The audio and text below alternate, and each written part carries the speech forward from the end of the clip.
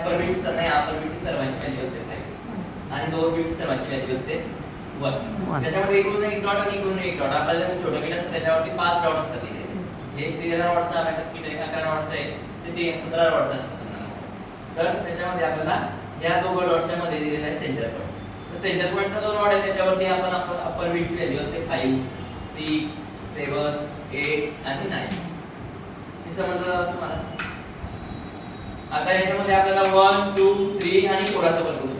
5 जर का करायचे असतील तर अपर बीट आपण जेव्हा खाली करतो तेव्हा ते 5 प्लस 1 6 7 8 आणि 9. आपल्याला 10 करायचे असतील तर ते 1 च्या शेजारी का असतात 10 10 20 30 40.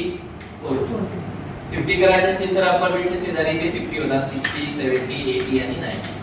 95 96 97 98 99 अशा प्रकारे.